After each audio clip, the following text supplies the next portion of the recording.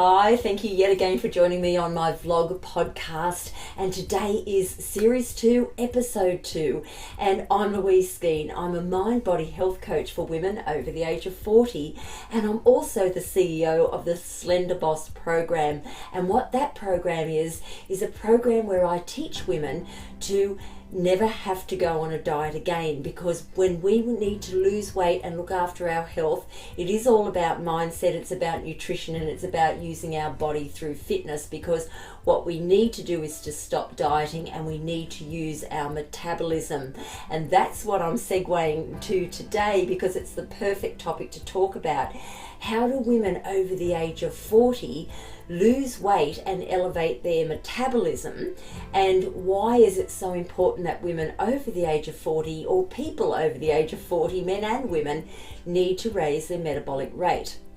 Well, the reason for that is, of course, that as we're aging, we know that chemically and hormonally our body is changing, our cells, our organs, everything is changing within us because of the hormonal change that we're going through. And as I've said many times before, men go through hormonal change just as much as women do. So women might go through it earlier than men, but there's no doubt that men go through it as well. So what I'm talking about today is not necessarily specific to women, but it is specific to all people, that if you're over the age of 40, this is where we need to start thinking about our metabolism and what we need to do to make sure that it's active and firing up and giving us the most benefit within our bodies and within our health.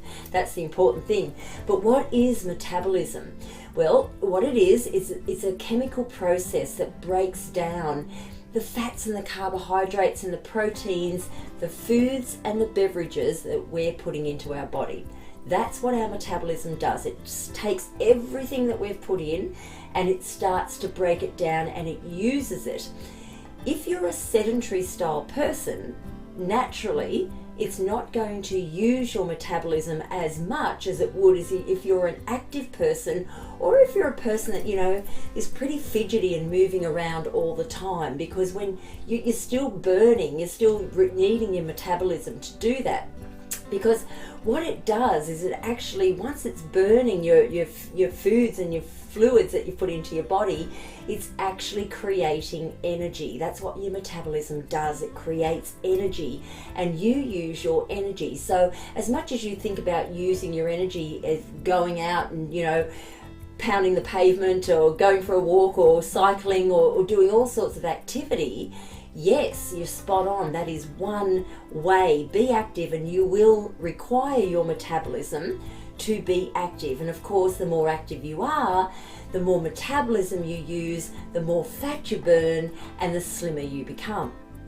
But just sitting here and breathing, okay, the fact that we've got to grow our cells and repair our cells, and we've got blood circulating through our body, and we've got to digest food and all this stuff that goes on that we just take for granted every day, well, we require our metabolism for that as well.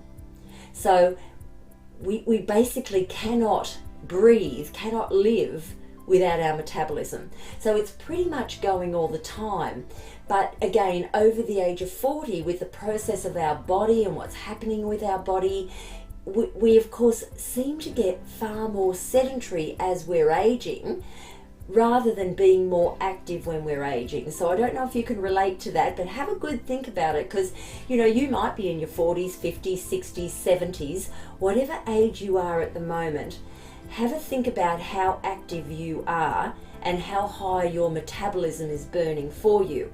So if you're saying to me, and I do get ladies who come to me who say, look, my husband can eat anything and he seems to have such a fast metabolism, and I seem to just look at a cake in a window and I put on weight.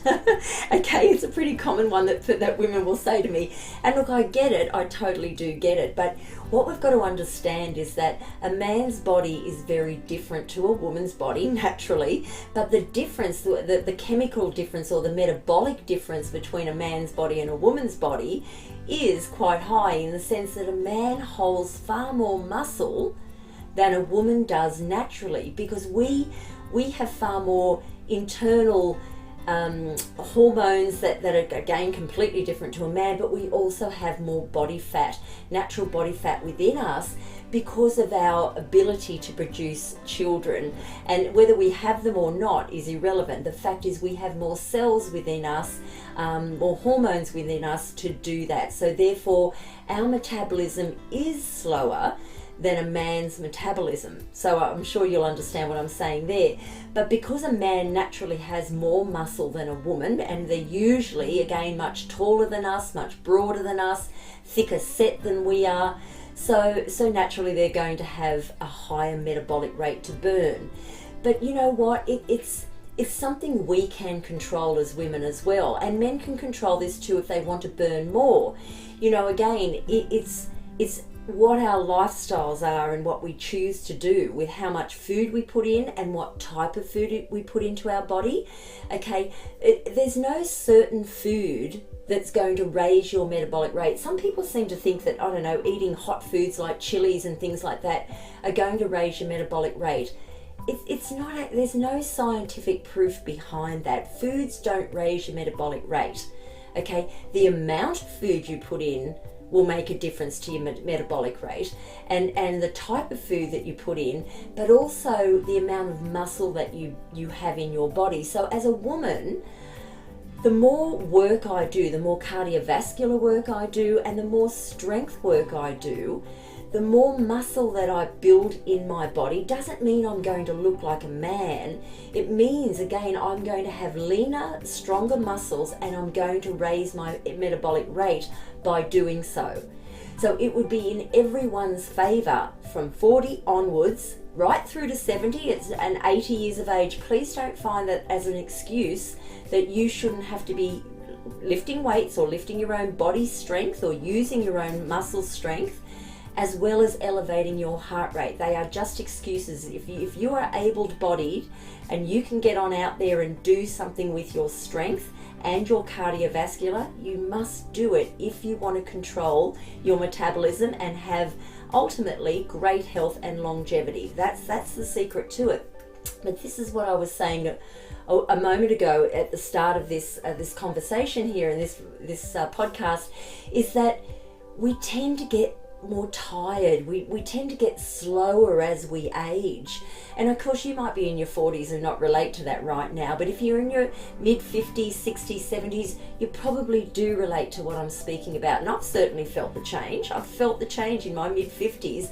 You know, I know my body's going slower now. I know it takes me a little bit longer. I know I'm less steady on my feet. And you look, I'm a fitness person. I'm into it. I'm into it. But it's a natural process of our body breaking down, I guess, and our hormones and our cells are changing all the time.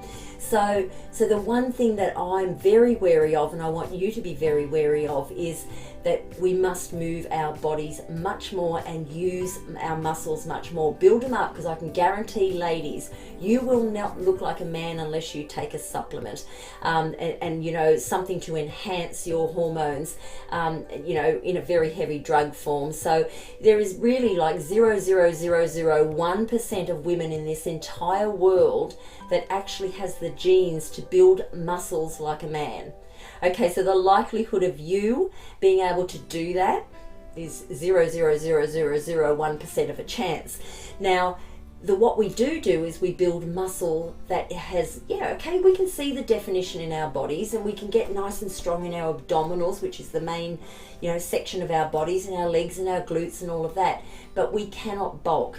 As a man will bulk, he's got a completely different muscle type to women, and so therefore don't be afraid of using your muscles, because when you do, when you strengthen your muscles and you eat well and you drink really good fluids through waters or herbal, you know, real herbal tea, not the ones that are marketed on the shelf in many locations, but real stuff, it's going to make a massive difference to your health, and it's going to raise your metabolic rate and allow you to control your weight for the rest of your life.